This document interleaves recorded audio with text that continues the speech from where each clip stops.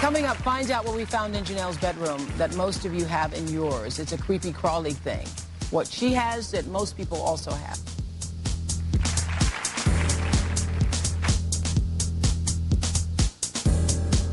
After testing your bed, the lab found that you are living with millions of dust mites. Millions of the little critters. This is a picture of a dust mite like the one found in Janelle's mattress. Oh, which is only 4 years old. It has 8 legs. And this is what the mites look like when they're moving. Take a look. Oh.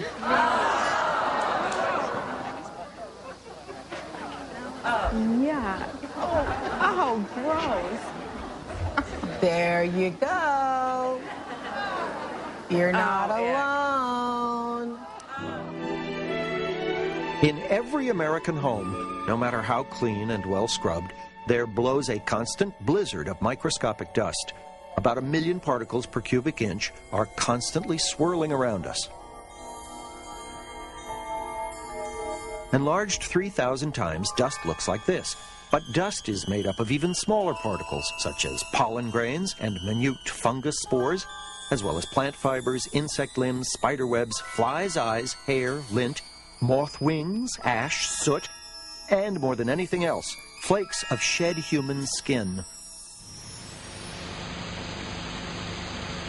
A new piece of equipment, called an environmental scanning electron microscope, makes it possible to film for the first time house dust mites actually moving around in their microscopic landscape. They gorge themselves on flakes of human skin and on fungi that is nourished by our sweat. The house mites, in turn, provide food for giant cannibal mites. Stalking across the bed sheets, these killers grasp their prey with powerful claws and then suck them dry in less than a minute. Okay, so how did these dust mites get? Most people have these, though, right? Dust mites live off the skin cells that you slough off. The average person sloughs off about 1.5 million skin cells per hour during the course of the day. When you go lay on your pillow or in between your sheets and move around, you're sloughing off cells that can feed these dust mites. And that can subject you to allergic reactions, dermatitis, and a wheezing in your lungs. You can get respiratory problems. Asthma. I'm surprised you don't have. I do. You do? Yeah, I have a lot of breathing problems. Oh, you It's do? because of all those little critters you're breathing Well, in there. I didn't know that they were in there. Yeah. Wow. Yeah. Okay, how do you get rid of dust mites? The main way to get rid of them is to vacuum your mattress, your carpeting, your drapery, anything that might accumulate cells.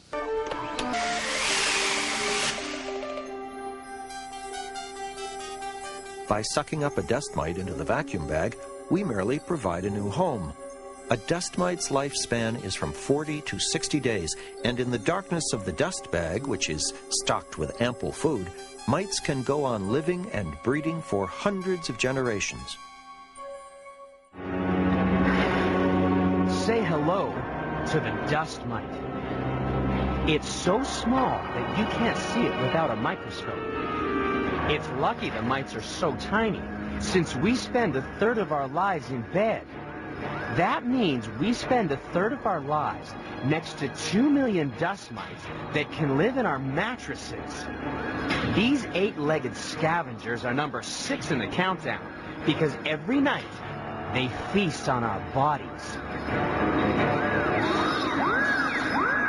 Dust mites eat our skin, and each day we produce an incredible number of skin cells for them to eat.